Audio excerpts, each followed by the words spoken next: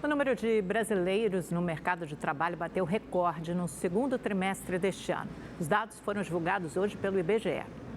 A taxa de desemprego no Brasil foi de 6,9% no segundo trimestre deste ano, a menor desde 2014 para um trimestre encerrado em junho. No mesmo trimestre de 2023, a taxa era de 8%.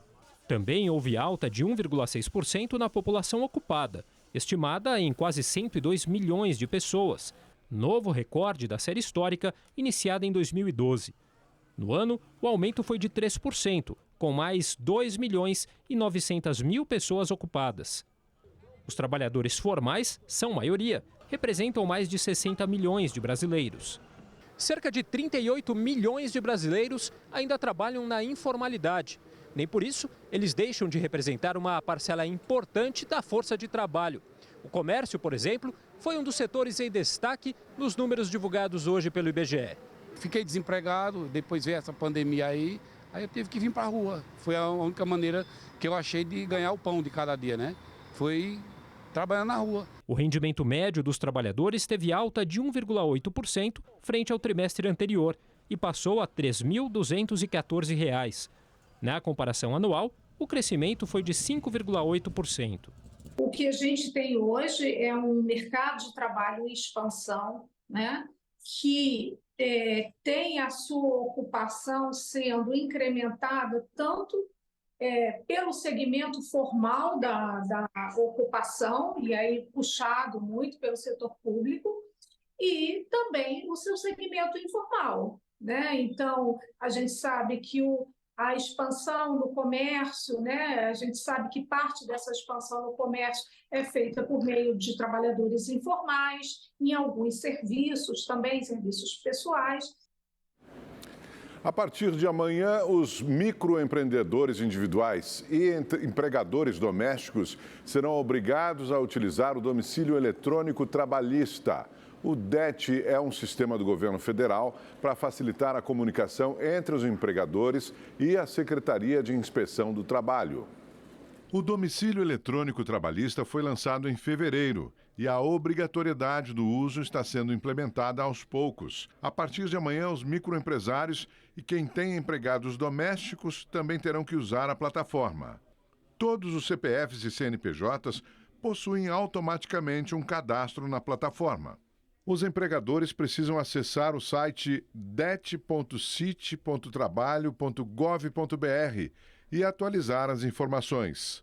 Os dados do empregador serão utilizados para o envio de alertas da Inspeção do Trabalho.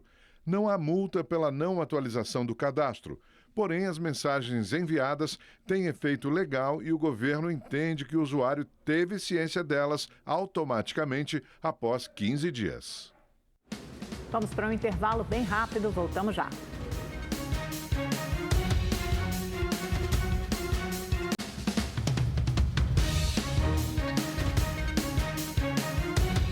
O Comitê de Política Monetária do Banco Central decidiu manter os juros em 10,50% para os próximos 45 dias. O repórter Igor Damasceno está ao vivo em Brasília e traz mais informações para a gente. Boa noite para você, Igor. Nos conte tudo sobre a nova Selic.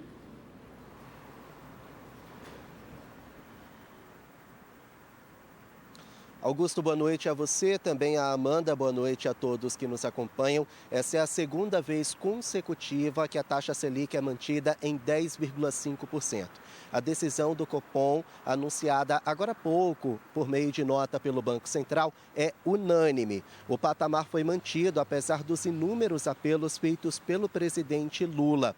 Ele queria uma nova redução de 0,5 ponto percentual, conforme o cronograma que foi estabelecido pelo próprio Copom durante as reuniões. Lula afirma que a inflação está sob controle e, por isso, não há justificativas para que a Selic permaneça no patamar de 10,5%, porque pode prejudicar o aquecimento da economia. No entanto, os membros do Copom afirmam que ainda há muitas incertezas, tanto no ambiente interno quanto no ambiente externo. Segundo a nota divulgada pelo Banco Central, o ambiente externo ainda tem incertezas sobre os impactos da política monetária nos Estados Unidos. Além disso, fatores como a alta no preço do produto de serviços, no setor de serviços, e a cotação do dólar aqui no Brasil também impedem que haja uma redução da inflação. Atualmente, a inflação está em 4,23%, fora da meta do governo, mas dentro da margem de tolerância. Mesmo assim, o Copom acredita que haveria um descontrole caso a taxa fosse reduzida. Eu lembro a vocês que a Selic é a taxa base para a concessão de crédito e financiamento, por exemplo. Em 2022, ela chegou a patamar de 13,75%, considerada na época a mais alta do mundo. Voltamos ao estúdio. Obrigada, Igor. E o Federal Reserve, que é o Banco Central dos Estados Unidos, decidiu manter também por lá, pela 8ª vez consecutiva, a taxa de juros na faixa de 5,25% a 5,5% ao ano. Lá eles usam uma banda, um pouco diferente da nossa. A decisão foi unânime. Esse patamar é o maior desde 2001. O governo federal definiu os ministérios que vão ser afetados pela contenção de gastos do orçamento deste ano. Entre as pastas mais afetadas estão saúde e cidades. O anúncio da contenção de 15 bilhões de reais foi feito no dia 18 de julho. A medida serve para equilibrar as contas públicas e cumprir a meta estabelecida pelo novo arcabouço fiscal. Por decisão da Casa Civil, 37 dos 38 ministérios do governo federal vão ser afetados. Só o Ministério do Meio Ambiente foi poupado. 62% do bloqueio vai atingir 4 pastas.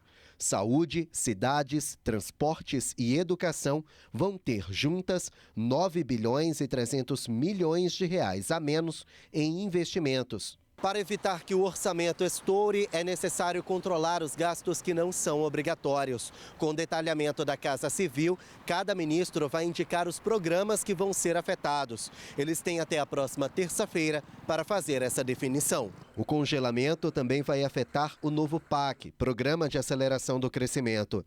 As obras são distribuídas entre várias pastas. Ao todo, 4 bilhões e 500 milhões de reais vão ser congelados. As emendas parlamentares também vão sofrer um corte de 1 bilhão. A meta prevista no arcabouço fiscal para este ano é de déficit zero, ou seja, não gastar mais do que arrecadar. O déficit acumulado no primeiro semestre do ano ultrapassa 68 bilhões de reais. Um resultado puxado pelo aumento dos gastos com o chamado BPC, Benefício de Prestação Continuada, pago a pessoas com deficiência e idosos de baixa renda, e com outros benefícios da Previdência. Mas o governo espera reduzir o déficit para o topo do limite de tolerância da meta, que equivale a quase 29 bilhões de reais. O governo pretende, para lidar com isso, mais do que esperar uma arrecadação mais positiva, fazer um pente fino nesses gastos sociais para ver, de fato, se todo mundo que está recebendo, de fato, tem direito e tentar segurar um pouco a expansão desses gastos para fazer as contas baterem no final do ano. Mais de 37 milhões de barris de petróleo brasileiro foram leiloados hoje na Bolsa de Valores de São Paulo por 17 bilhões de reais. Produzidos nos campos de Mero e Búzios, presentes no pré-sal da Bacia de Santos, os barris vendidos são referentes à produção estimada para 2025. O primeiro lote do campo de Mero, com quantidade estimada de 12 milhões de barris, foi vencido pela Petrobras, que também venceu o leilão do lote de Búzios, com quantidade estimada de 2,5 milhões de barris. Os outros 23 milhões foram comprados por 2 petroleiras chinesas.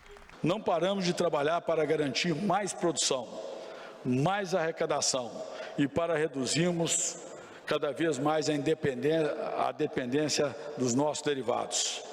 Nós somos o 9º maior produtor mundial de petróleo e o maior da América do Sul.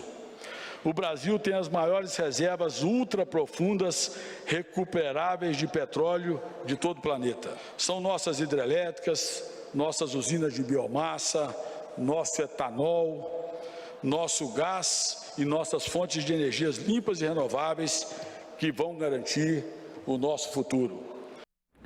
O governo federal publicou as novas regras para os sites de apostas na internet. A portaria faz parte da regulamentação da lei aprovada no Congresso Nacional no ano passado, que permitiu as apostas esportivas e os cassinos online no Brasil.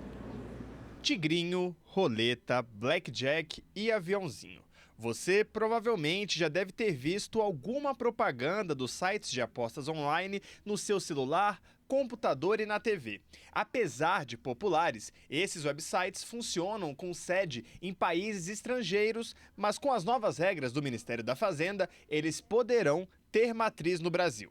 Para isso, as plataformas terão que pagar, obrigatoriamente, pelo menos 85% dos valores arrecadados nas apostas. Regras e tabelas de pagamento devem ser justas, claras e estar disponíveis durante todo o jogo. Os prêmios não podem mudar depois da aposta e os sites não podem fazer promessas de ganhos futuros nem oferecer prêmios misteriosos. O apostador não deve ser obrigado a fazer nenhum jogo e não pode ficar com saldo negativo. As apostas físicas continuam proibidas. As novas regras para os sites de apostas online começam a valer em 1º de janeiro de 2025. Até o momento, o Ministério da Fazenda já recebeu pedidos de registro de pelo menos 5 empresas. As regulamentadas vão ser identificadas pelo endereço terminado em bet.br. Estas novas regras, instituídas pela portaria, trazem uma segurança adicional para o apostador, já que a obrigatoriedade e certificação dos jogos por entidades autorizadas pelo Ministério da Fazenda assegura que os jogos oferecidos nas plataformas sejam justos e transparentes. O Instituto Brasileiro do Jogo Legal afirma que esse tipo de aposta corresponde a 70% da arrecadação das plataformas. O setor acredita que a regulação vai ajudar no combate a fraudes. Como em toda a loteria, parte dos tributos arrecadados com as apostas online vai ser destinada às áreas sociais, como saúde, educação e previdência. O governo do presidente Lula tem a aprovação da maior parte dos eleitores da Bahia e de Pernambuco. É o que mostra a pesquisa Quest, divulgada nesta quarta-feira. De acordo com o levantamento, no estado da Bahia, o governo do presidente Lula foi aprovado por 69% dos entrevistados e desaprovado por 29%. 2% não sabiam ou não responderam à pesquisa. Questionados sobre como avaliam o governo petista, 47% dos eleitores baianos classificaram a atual gestão como positiva, 32% como regular e 19% negativa. 2% não sabiam ou não responderam à pesquisa. Já no estado de Pernambuco, a aprovação do governo Lula ficou em 73%.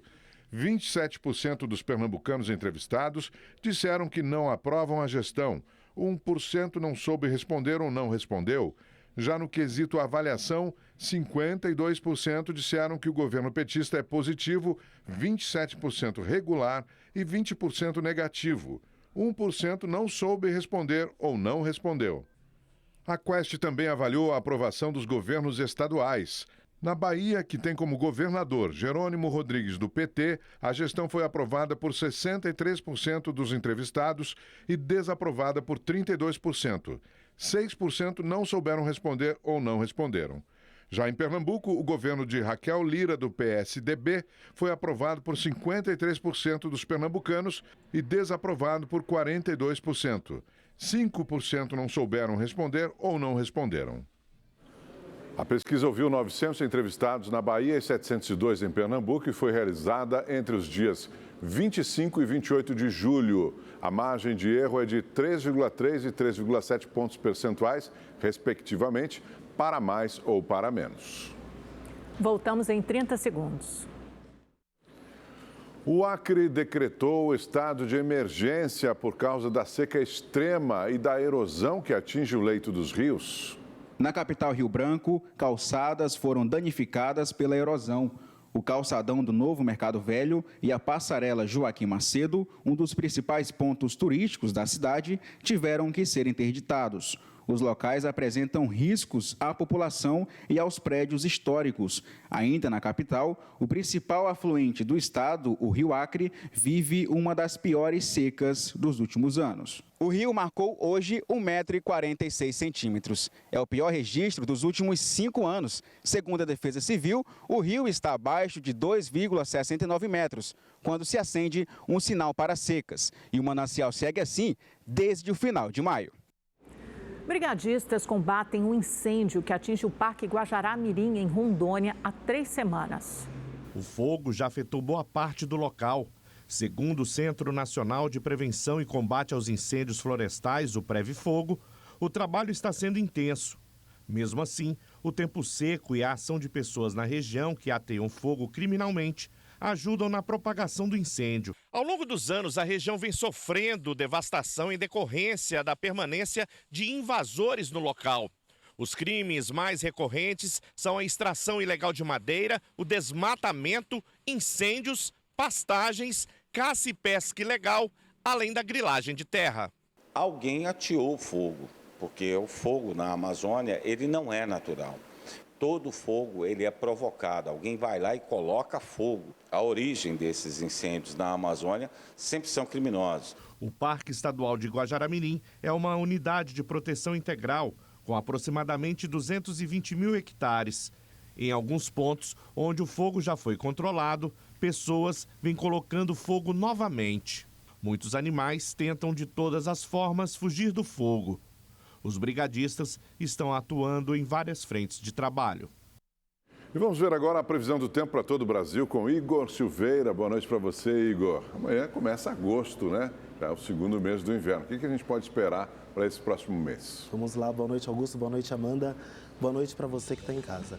Olha, o mês de agosto vai ser com bastante variação climática, em alguns pontos mais quentes, outros menos. Aqui nesse mapa a gente consegue ter uma ideia do que o 8º mês do ano aguarda para a gente, separa para a gente. Nessa área toda em vermelho, em grande parte do país, as temperaturas devem ficar acima da média. Agora, nesta faixa entre o Nordeste e o Sul, a temperatura fica dentro da média, então não esquenta tanto e também não esfria demais. Agora, no sul, as temperaturas devem ficar, sim, abaixo da média, tudo isso porque lá é a porta de entrada para as frentes frias. Agora, falando de amanhã, a gente percebe no mapa que o sol aparece no sul e não tem previsão de chuva no Paraná, Santa Catarina e também no Rio Grande do Sul. Em São Paulo, as temperaturas começam baixas, à tarde o sol aparece e aí esquenta. Aqui na tela a gente tem uma ideia que a máxima pode chegar na casa dos 25 graus amanhã, 26 na sexta e 27 graus no sábado.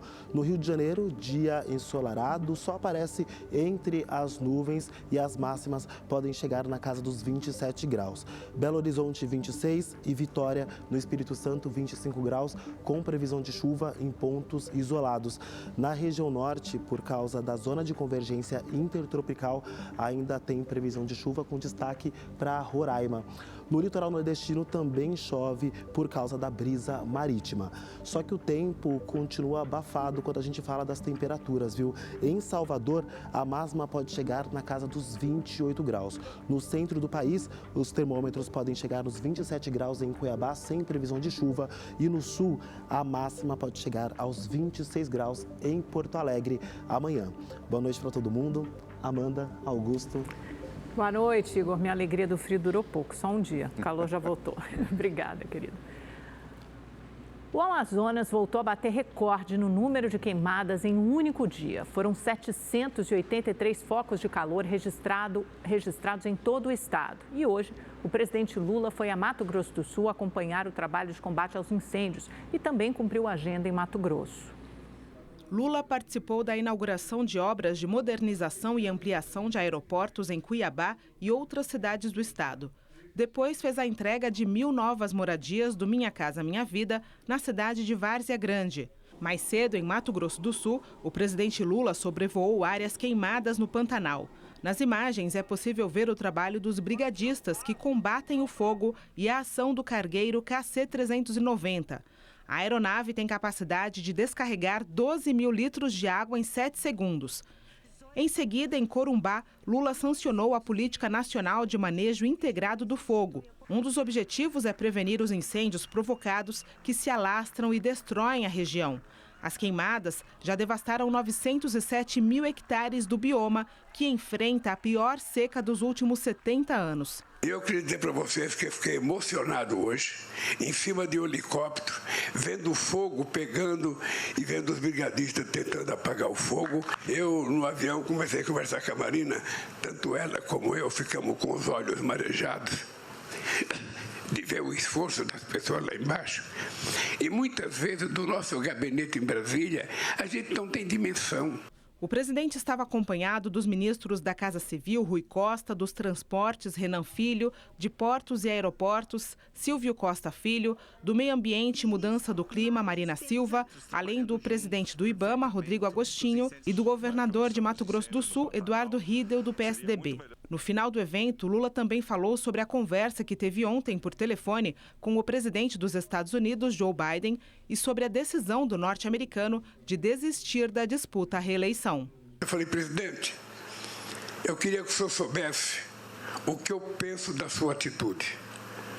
Um homem, para tomar a atitude que o Biden tomou, de desistir de ser candidato a poucos meses da eleição, em função de algum problema que só ele sabe o que tem, não sou eu, é preciso ter muito caráter, muita dignidade, ser muito ético e gostar muito do seu povo. Foi o que ele fez. A Justiça de Minas Gerais começou a ouvir o depoimento de testemunhas do caso da mulher que se passou por uma enfermeira e aplicou vacinas falsas contra a Covid-19. Ao vivo da capital mineira, o repórter Rodrigo Cabral tem as informações. Que absurdo, hein, Rodrigo? Boa noite para você.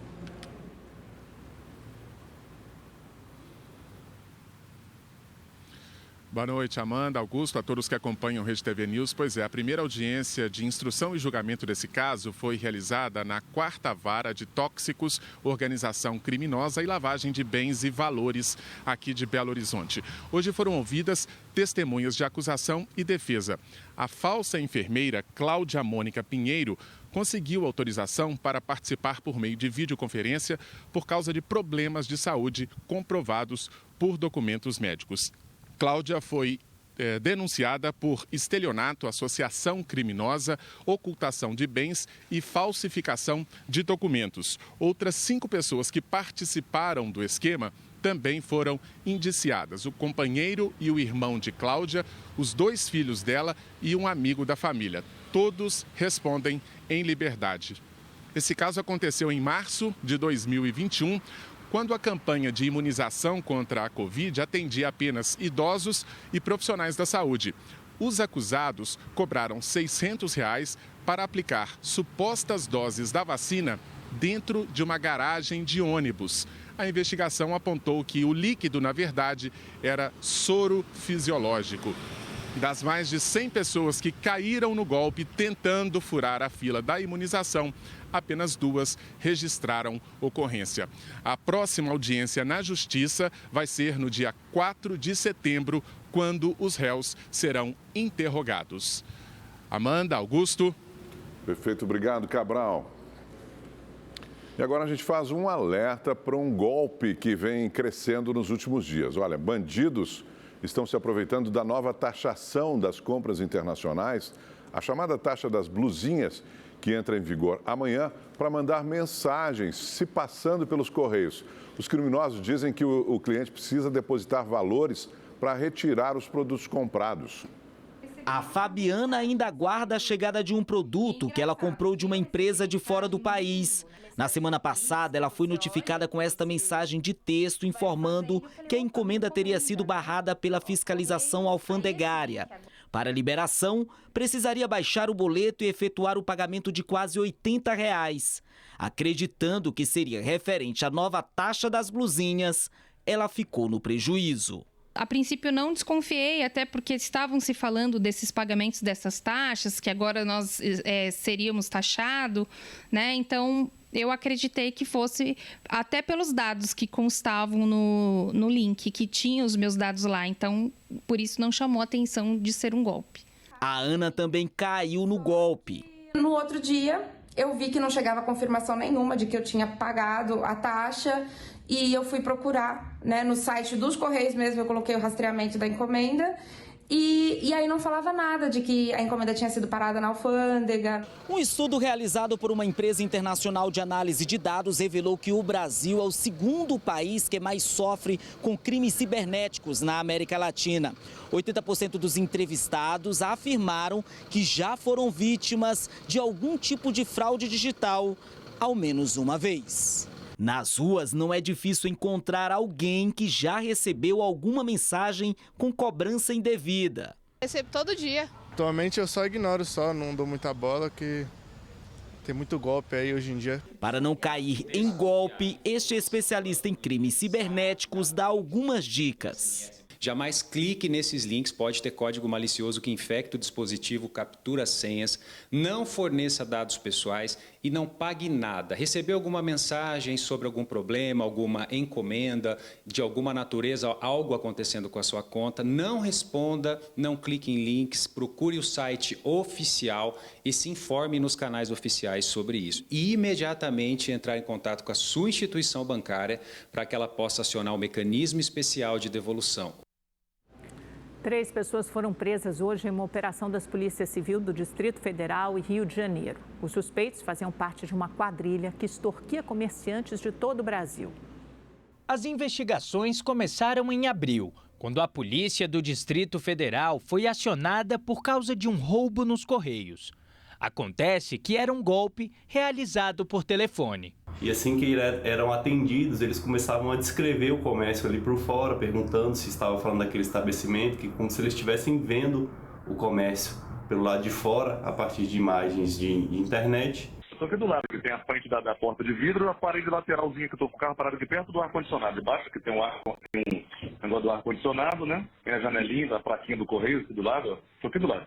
Eu falo, você é a Lourinha? Não. Para conseguirem transferências bancárias, usavam o nome de facções criminosas. Não desliga, estamos armados no comando vermelho, é assalto no correio. Se daí desligar o telefone, eu vou estourar o vidro no tiro na tua cara. Eu não quero fazer isso, tá?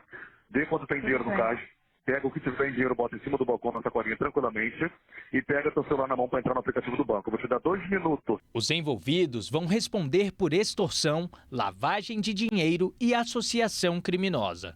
Eles podem pegar até 28 anos de prisão. E olha, o Flamengo arrematou o terreno do gasômetro desapropriado pela Prefeitura do Rio em um leilão nesta tarde. O repórter Tony Vendramini, ao vivo do Rio de Janeiro, traz as informações. Quer dizer que o Mengão pode ter um estádio novinho em folha, então, Tony? É isso mesmo. Boa noite, Augusto. Boa noite, Amanda. Boa noite a todos que nos acompanham. Depois de uma série de tentativas de suspender esse leilão, o Flamengo, enfim, arrematou o terreno na zona portuária do Rio de Janeiro para construir um estádio com capacidade para 70 mil pessoas. O rubro-negro era o único concorrente e ofereceu o lance mínimo, cerca de 138 milhões de reais. Depois da publicação no Diário Oficial do município, o clube vai ter 5 dias para depositar esse valor. Segundo o presidente do Flamengo, Rodolfo Landim, o estádio vai custar entre 1,5 bilhão e 2 bilhões de reais. A inauguração deve ser no dia 15 de novembro de 2029, que é a data de aniversário do Flamengo. O terreno pertencia a um fundo administrado pela Caixa Econômica Federal e foi desapropriado pela Prefeitura porque não houve acordo sobre o preço. Ontem a Justiça chegou a conceder uma liminar suspendendo o leilão sob o argumento de que a desapropriação precisaria de uma autorização da Presidência da República. Mas pouco depois, essa decisão foi derrubada pela Justiça Federal. Amanda, Augusto. Boa, obrigada, Tony. Parabéns aí ao Mengão. E olha, a Miss São Paulo, Mila Vieira, foi alvo de ataques racistas nas redes sociais depois de ter vencido o concurso na semana passada. Os responsáveis pelos ataques podem ser punidos. Porque agora tem cota reservada nestes concursos? Se o negro não ganhar, é racismo. Desde quando Miss virou caridade? Miss Assombração. Ganhou por causa da cota ou da Lacrolândia? Faz uma semana que eu venci. E há uma semana, hoje, meu celular não para. Eu tirei a notificação, porque não para. Não para. Se eu posto um vídeo novo, tá ali. Mila registrou um boletim de ocorrência. Mesmo realizados em ambiente digital, os responsáveis pelos ataques podem responder pelo crime de injúria racial. E, além de multa, podem ser condenados a cumprir de 2 a 5 anos de prisão. É importante dizer que hoje nós temos mecanismos dentro do direito digital que conseguem identificar esses ofensores e puni-los, tanto na parte criminal quanto na parte civil. E aí já falando de indenização, quebra de sigilo de dados também. A injúria racial, independente do meio que ela é cometida, ela é imprescritível, inafiançável, com pena de multa também e detenção. A organização do concurso lamentou os ataques e reforçou a legitimidade da campeã. Não existe lugar na organização Miss Universo Brasil, como não deve existir lugar no mundo, pessoas que defendam o racismo. Se você não gosta das nossas candidatas, do nosso concurso, nós não queremos você como seguidor. Mila pretende usar o título como arma para combater o racismo. O primeiro sentimento foi um choque, depois indignação. Eu lutei muito, eu trabalhei muito para conseguir ser Miss São Paulo. Eu fazia curso de oratória e comunicação, dormia 3 horas por noite, passarela. Foi muito intenso tudo isso para agora falarem que eu não mereço ter ganhado. Não, eu mereço sim. E se essas pessoas continuarem me agredindo, me atacando, serão penalizados sim. Que a justiça está aí, a gente não pode se calar, de jeito nenhum. Igor Ferreira Salceda, motorista do Porsche, acusado de perseguir, atropelar e matar um motociclista em São Paulo, foi transferido para o Centro de Detenção Provisória em Guarulhos. Detido na última segunda-feira, o empresário teve a prisão em flagrante convertida em preventiva. Câmeras de segurança registraram o crime na madrugada de segunda, na zona sul da capital paulista. Segundo o Igor, o atropelamento aconteceu depois da vítima, Pedro Caíque Ventura Figueiredo, de 21 anos, ter quebrado o retrovisor do carro durante uma discussão de trânsito. Pedro chegou a ser socorrido, mas não resistiu aos ferimentos. Rede TV News faz uma breve pausa e volta já.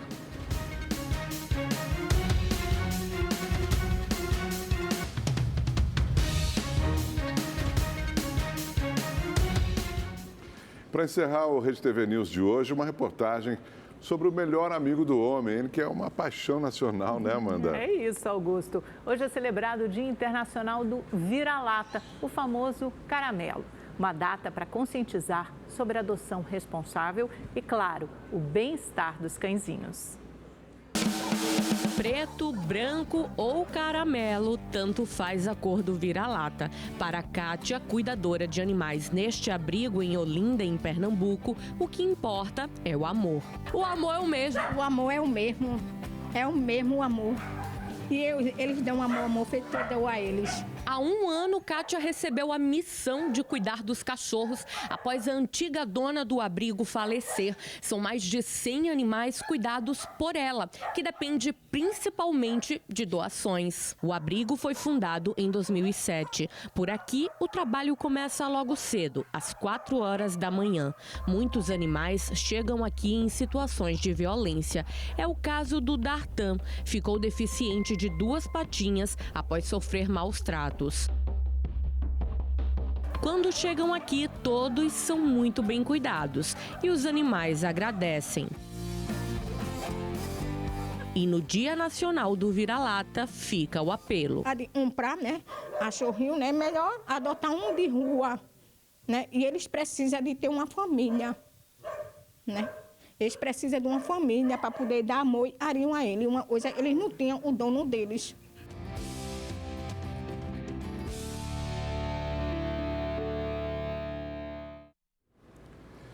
E obrigado pela sua companhia nesta quarta-feira. O Rede TV News fica por aqui. Desejamos uma ótima noite para você. Lembrando que agora o Rede TV News começa mais cedo. Anote aí, 7 da noite em ponto. Esperamos por você amanhã. Uma ótima noite. Até lá.